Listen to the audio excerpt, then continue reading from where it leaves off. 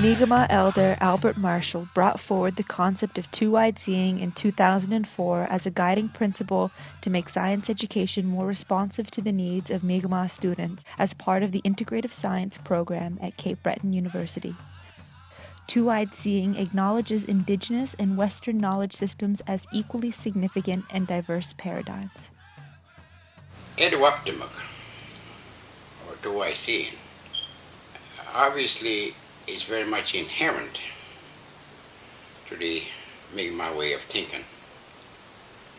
Because going back to the time when we were very much hunters and gatherers, that part of your brain has to be constantly activated to figure out what the messages are, where the challenges are. So by coining it as two-eyed seeing, in which it helps people to look at everything from another perspective. How can I constantly fine-tune my actions to ensure the actions that I am doing will not and cannot compromise the ecological integrity of the area? Since we are no longer hunters and gatherers, we now have to live on two worlds.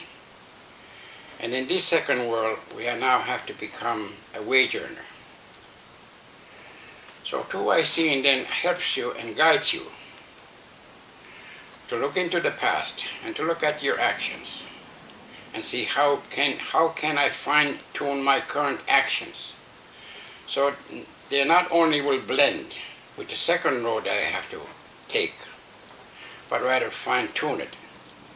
So the actions that will unfold will be very, very compatible with the roads that I have to take. And of course, again, two-eyed seeing allows you to look at everything from another perspective. I lost my talk, said Rita Jo.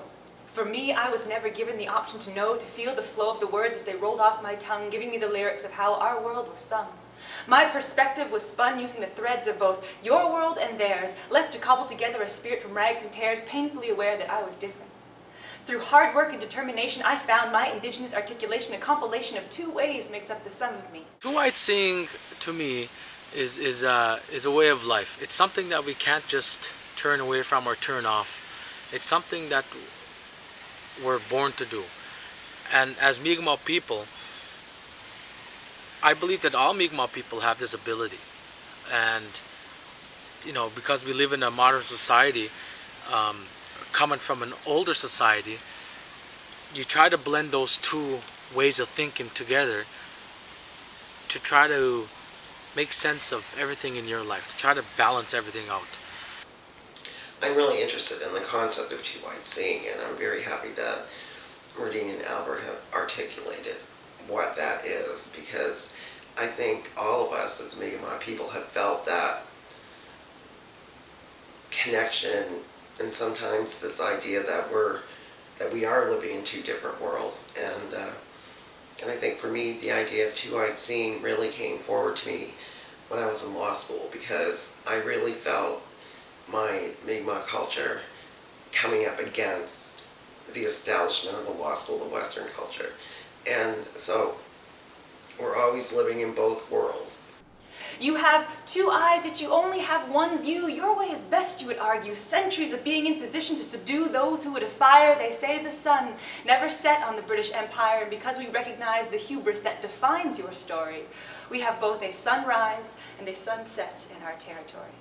With my heart and eyes, I have a completely different view. The consequence of my skin comes in an entirely different hue, don't you see? Although you represent us, we think very differently than you because we see the world not through one set of eyes, but through two. What's really great about Albert's concept of two-eyed seeing, he does a wonderful job at explaining it in a very simplistic way, that you can see when he talks to people, they understand. They have a better appreciation for First Nations traditional knowledge.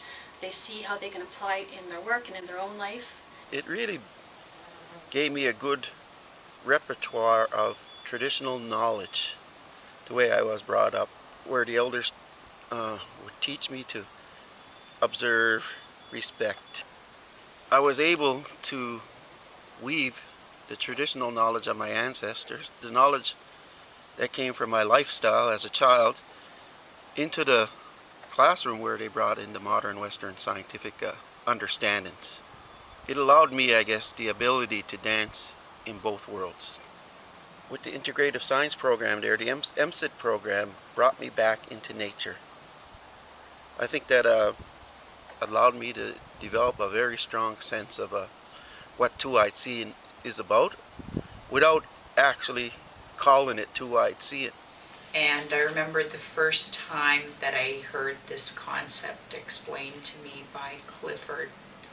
It was so exciting to hear and to just realize that somebody actually was articulating this idea of looking at the world from the perspective of two different worldviews.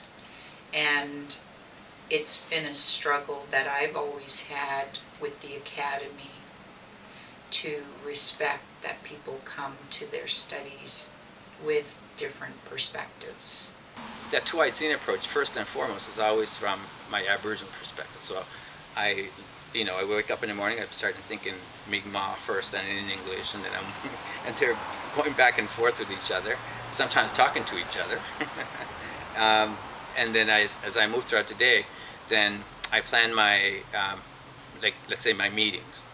And when I go to these meetings, I always think, like, if I'm working with the 4 communities I'm working on, let's say at IWK, for example, and we are basing our research on two-eyed seeing, I'm always conscious, first and foremost, of our cultural setting, our spiritual setting, how our people would think in moving forward with our research.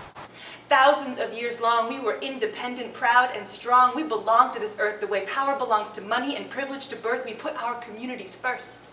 But then came the fleets, filled with those you would ironically define today as come from away to invade every inch of our world, to break our spirits and pull the threads that would unfurl us to catch the way you speak. But this is not a poem for the retelling of a one-sided history. Each of our worlds has their strengths. Yours is in power.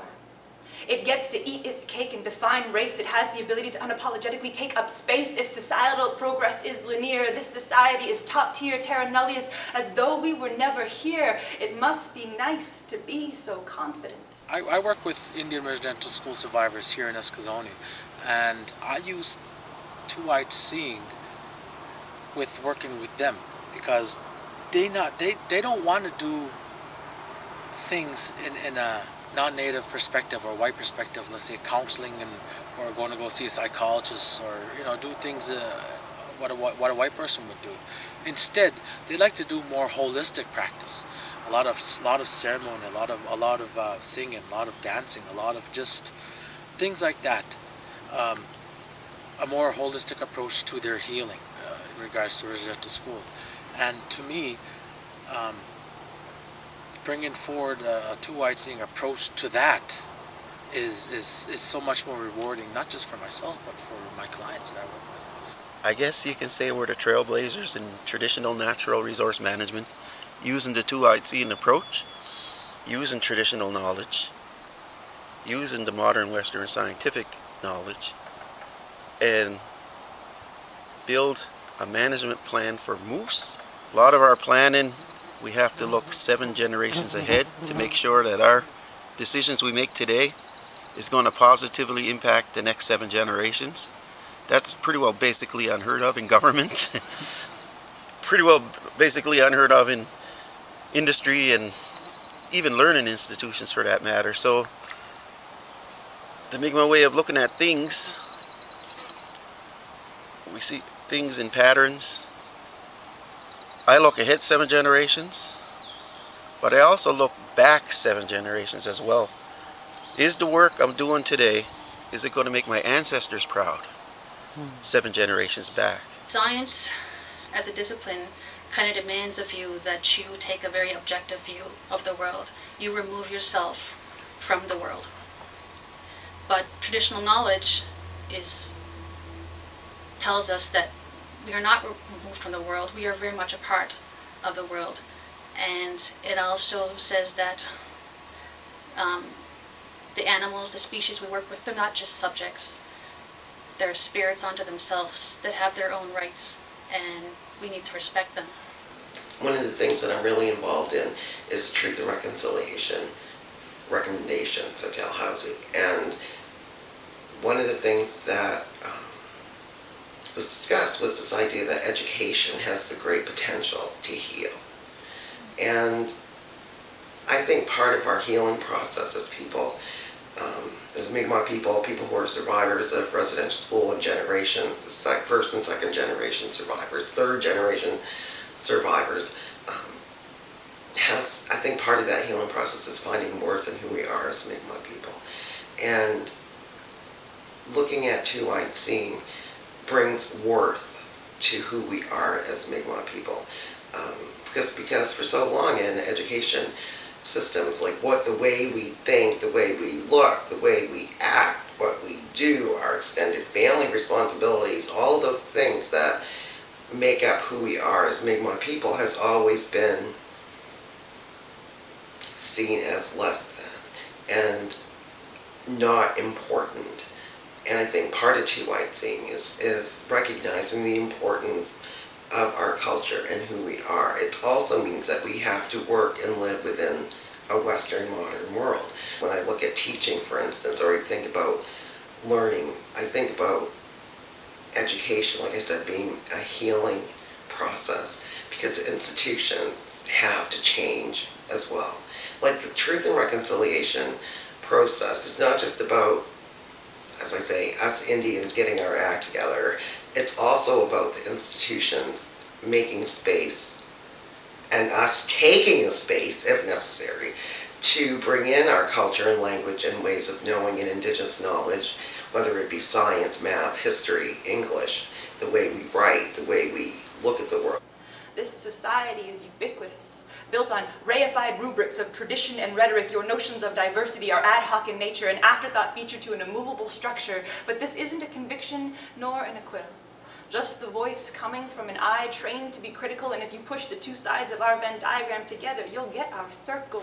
But the best example I can share from that is that when we were taking our experiences with the children that are looking at pain through research, for example, and they're doing art pieces, and the art pieces that they came out with had so much resonance and spirituality behind it that a non-Aboriginal researcher would look at it as data being gathered because it's art research. And in my mind right away I said, well, I can't look at it as data. This is not data. This is spiritual knowledge. This is traditional knowledge from our community. This is part of our consciousness from our people in our community that for some reason or another these children are producing on paper and showing to us how this process is. We don't have that true sense of interrelationship yet that I think two-eyed seeing will eventually get to. We're not there at all. Like, we're just, I think, exploring. That's few first stages, but we don't have it locked together. Aboriginal people have it locked together, two-eyed seeing, but it's not from the non-Aboriginal Western academia sense. They have to cross over to know and learn our part as well. So I think that's important. And in my PhD, I'm focused on the health of a First Nation community that's been impacted by environmental contaminants that they've been subjected to from pulp mill for almost 50 years. And in order to regain the health of the community, I'm writing my thesis from the perspective of a Mi'kmaq worldview. And that in order to be healthy, again, we have to develop the concepts that reflect the way that we look at the world and the way that we look at our land and air and water. And so I understand the two-eyed seeing concept. I embrace it. The concept that I use in my research is called Toqwa'tu'kl, and it translates to understanding that we sprouted from the land. We were never meant to be static. Like the rivers around us, we shift and change and remain dynamic. We bring something to the table that is able to change your worldview and show you what we are capable of. That a lot can come from a holistic concept of the earth. You are not a plague, nor are we a curse or a problem in need of a solution, and we've got to rid ourselves of the spiritual dissolution, the dilution of our treaties written to share this land. And I ask that you understand that we are the experts on what we need. Don't feed us your good intentions. Carefully laid apologies will not get you an historical exemption. We plan our actions for the next 7 generations, and I invite you to do the same. Open your other set of eyes. Recognize the pain you have caused. Take a pause and start breathing. Welcome to the world of two-eyed seeing. This has to be, from here on in, a co-learning journey between us Mi'kmaqs and the newcomers. Because without that collective effort, I honestly believe that the work that has been done and that will be done wouldn't be as profound if one was doing it independently, but rather when you do it collectively, the message then becomes clearer and clearer for everyone, newcomers as well as the native, that some of those sayings then come into actions when we used to inform our young people. Take the best from the newcomers, and you already have the best from who you are as a Mi'kmaq people. But then it reinforces it when a newcomer emerges and actually enters into this spirit of co-learning, in which the words, the actions that emerge from that initiative could be seen and felt as a collective effort or collective consciousness.